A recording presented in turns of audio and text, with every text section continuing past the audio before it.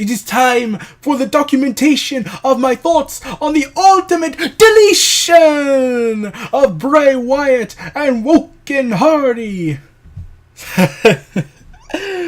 Oh man. I was originally planning to discuss basically Final Deletion and Delete or Decay for to build up on this video, but certain incidents happened and I was all depressed and I had to mostly resort to video games and take some time off the video discussions because I couldn't trust my voice right now of how depressed I was.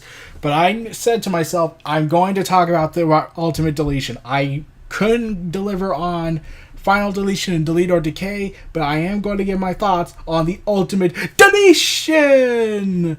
Because this was the thing I was looking forward to the most. I did not care for the rest of Raw or pieces of shit who are in political power who like to believe that, oh, well, we need to use him as a prop. He's indestructible. Seriously hoping we see a deletion of that man by the hands of the Woken family. So we see Bray Wyatt enter the Hardy compound with everyone's favorite Vanguard 1 projecting the hologram of Woken Matt. And it's all green instead of red this time. So, yeah. Then we ultimately get Matt Hardy say, I knew you'd come. And then we go to break, and that pissed everybody off. And then we finally get back to it after Michael Cole says, we apologize for what you're about to see. As you know, fans are not allowed to have fun in this business. They need to be miserable and critical of everything around them. At least that's how I'm interpreting why Michael Cole said we apologize. So, they start to laugh at each other maniacally at each other until Matt Hardy basically points out the freaking obvious and say, the time we're after is over! And sure enough, they start doing their standard wrestling moves and a few near falls, only one counts, before both men attempt their finishers unsuccessfully. Bray Wyatt, in his twisted state, also we saw Queen Rebecca, Lord Wolfgang, King Maxwell in cameo appearances, sadly. I knew they can't really do much because WWE doesn't like women and children getting caught in the crossfire anymore. Like, you know, having like Sasha Banks make Bayley's fangirl cry at NXT. Yeah, they don't want to do that. That would have been interesting and make us actually hate the villain. But yeah, the build up to this was freaking awesome when they finally said, let's get into gear with this. So, Vanguard 1 initiates the fireworks, bringing the return of Pyro is finally come. And Bray Wyatt is distracted, and Hardy grabs the chair and uses it against him for a couple of times. And then they take the fight to the debilitated city on a Hardy's property, and then it's revealed that that's the old compound that was supposedly burned to the ground. Yeah. So Wyatt is remembering the day it burned to the ground, what was going on during his initial debut. All good times until Cena ruined it. And then we got the short-lived era Wyatt flashbacks in our heads, mostly because out of sadness at the fact that Vince screwed it up big time. And then, instead of just doing that for the hell of it, they used it against Wyatt in terms of the storyline. So, yeah, Hardy strikes him with a kendo stick, and Bray grabs it and uses it against him. Bray sees visions of the burning house, his compound, as Hardy escapes to somewhere else, while Bray Wyatt just screams in anguish. And then the graveyard of the Hardy Boys is seen, created on his property by Senior Benjamin. On his property, serves as their next battle. And, okay, they basically go all Scooby-Doo on us when Matt Hardy's disappearing and Bray Wyatt is running around looking for him. Like, you know, every time when they do those door scenes where they go through door to door, door to door while the monster's chasing them, and then we see crazy antics break out. Yeah, yeah. And then Wyatt finally takes control when he hits Matt with the 2 count. And then when they open the garage, Bray Wyatt is just like, oh my god, this is beautiful. The Dome of Deletion! And yeah, he also hits Matt with a log. And I keep thinking this might be the lighting, but I kept thinking that this was secretly showing bruises and whatnot. Like, this is real. Which I will appreciate.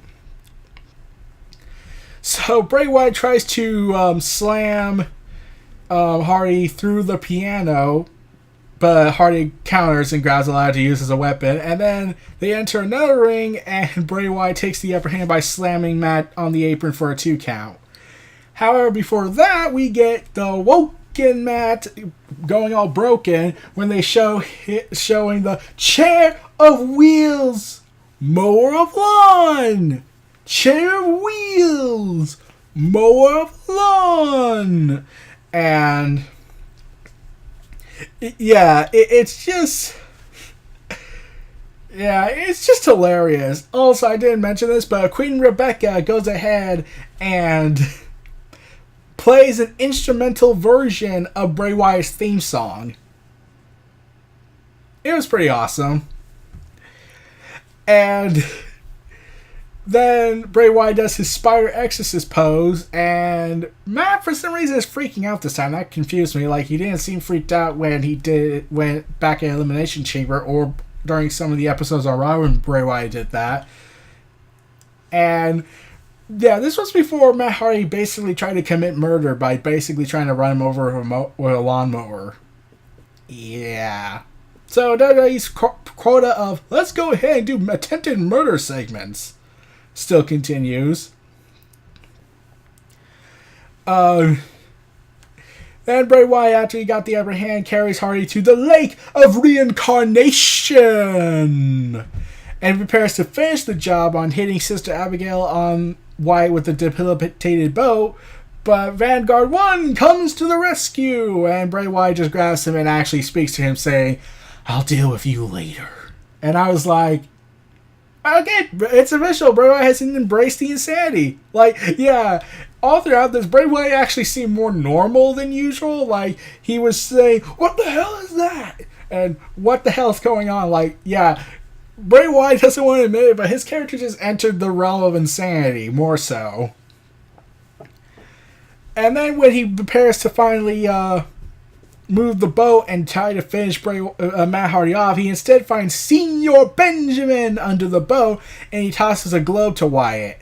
And then Senior Benjamin starts to sing, he's got the whole world in his hands. And then all of a sudden, Jeff Hardy shows up, making his cameo appearance, the return of Brother Nero, and basically sings with him, he's got the whole world in his hands. I actually would have loved if Bray Wyatt actually tried to strike Brother Nero, but ultimately that didn't happen. And where he tries to throw a fist at Brother Nero, but ultimately he disappears. And then Matt Hardy knocks him. Then Matt Hardy attacks from behind and takes Wyatt down for the 3 count. And following that, Bray Wyatt proclaims that it isn't over, it's never going to end, before Matt proclaims that it is over and knocks him into the lake of reincarnation.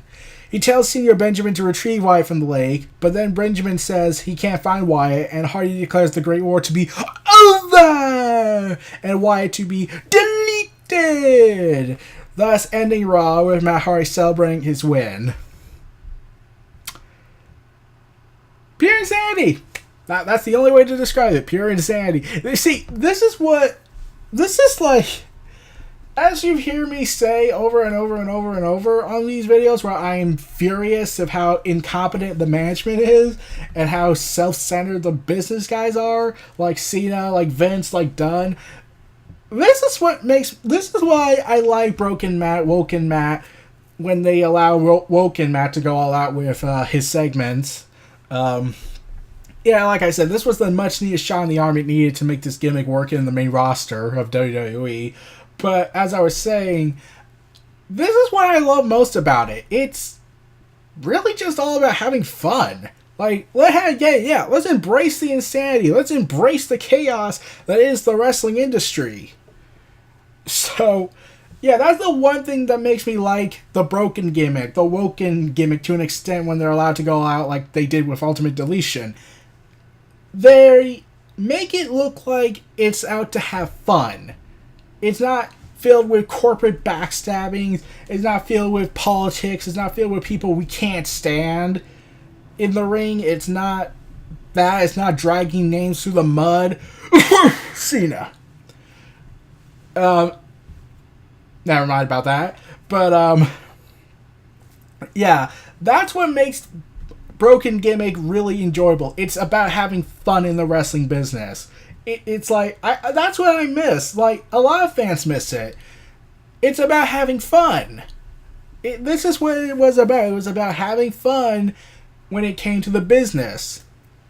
Now, there was a little bit of a problem I had with the Ultimate Deletion. This is more like a nitpick, but ultimately, I felt like it was a missed opportunity to, like, I know they did segments scattered throughout the show and during the build-up to it within the week, but I would have loved if we got, like, a full-on prelude segment, like, at the beginning of the show to the Ultimate Deletion.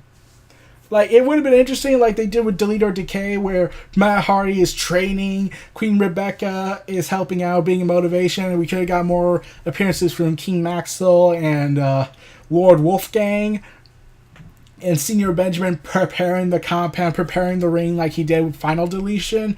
I do plan to talk about those two videos in the future. But, yeah, now this leads to a question. Where is Bray Wyatt going from here? Like, they're not going to be a match at WrestleMania. In fact, from what Matt Hardy's Twitter set indicated, he might not be at WrestleMania, which will suck. But here's the thing. There was speculation going around that Matt and Bray Wyatt might actually team up. I'm all for it. Make this a deadly alliance. I want to see WWE's own version of Shang Tsung and Quan Chi teaming up. That would be freaking awesome. But I would love to see Woken Wyatt and Woken Matt teaming up and capturing the Raw Tag Team Championships. Like, apparently Braun Strowman is there in case if nothing happens to Reigns or Lesnar during the road to WrestleMania, then we'll put him in the main event. Or they'll change plans and put him in a triple threat. But they put him in the tag team thing as a placeholder for now until they establish a partner, which is rumored to be Elias. But if they can't do anything with that and they have to change plans, then it's rumored that it will go to Wyatt and Matt Hardy, which I'm all for. But Ultimate Deletion, it was fun. It makes me stop feeling cynical for at least a good 20 minutes to say, that's what wrestling should be about, having fun. Not all this stuff, not all this pessimism, not all this nervousness over a wrestler who's been around for over 30 years giving his life for the company only to be horribly backstabbed in the worst way possible by dragging his character through the mud, but that's a different story. Yeah, I'm just going to say it. WrestleMania this year is going to be my controversial viewpoint. It's going to be the most controversial WrestleMania yet in terms of its build-up. But yeah. And like a lot of people were saying they wanted to see they wanted to see Bray Wyatt be thrown into the Lake of Reincarnation where he would reemerge as Husky Harris. Yeah, no, I knew that was not going to happen. Like, it's not like with Abyss and his counterpart version of him, his legal attorney guy. I don't remember the name. But, whereas you could switch that easily because you just need to pull his hair back a bit, take off the mask, put on the suit, and that's it. Whereas Bray Wyatt and Husky Harris, that was a completely radical transformation. Like, I was like, wait, that's Husky Harris? Holy crap! That's Husky Harris? My God, what did he do to himself? It's awesome, but wow, that's the biggest amount of a transformation for a character since, if I was to say it, the Disciple, aka the Barber Brutus Beefcake, back in WCW. Yeah, so that would be the best way to describe it. So they would have to take off his signature beard. They would have to cut the dreads in order to really bring back Husky Harris for this. And I didn't want to see Husky Harris come back. I want to see Bray Wyatt. Bray Wyatt, like, you probably don't need to see Sister Abigail for a while, but yeah, a woken Bray Wyatt who's been basically indoctrinated by Matt Hardy's Lake of Reincarnation, yeah, that could be interesting. And I would love to see them partner up. But ultimately, the Ultimate Deletion was freaking awesome. It was just a reminder to me why I love this business. It's about having fun. That's all I see with this match. It's about having fun. And they can declare the Great War to be over until the next one comes around. Though wondering who should be next on Matt Hardy's list of targets. They hinted at Roman Reigns on Twitter, where he tells Vanguard 1 on Twitter to monitor Reigns carefully since he's been seeing fans saying, delete Roman.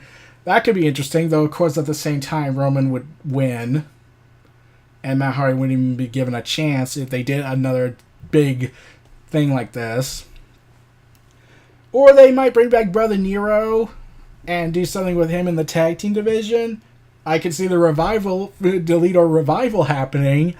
But I can't wait what's in store for this. I really hope they keep this huge momentum going and not screw it up. But that's the one pessimism I still have. But Ultimate Deletion, it was awesome. It really needed me. I really needed this because I was cynical all throughout Raw. Like Reigns being forced to become Stone Cold, even though that's not going to work. Cena's disrespect towards The Undertaker in the worst way possible. And saying that his legendary entrance and gimmick is stupid. Which should say something that there's a problem with this with what I just said. Alexa Bliss not feeling sorry for body shaming her real life best friend in terms of storyline because of the fact that Alexa had an eating disorder when she was younger, as she said in interviews, and almost died from an unknown disease, I believe. Yeah, me and Alexander talked about that in the podcast, but that's entirely up for debate. So yeah! Congratulations, Matt Bray Wyatt. You delivered the craziest and showing the aspect of what it's like to be in the wrestling business, having fun with insanity. So those were my thoughts on the Ultimate Deletion. This was Neo Reality Entertainment. Feel free to like, comment, subscribe, and donate to for more. And I'll see you next time. Over and out.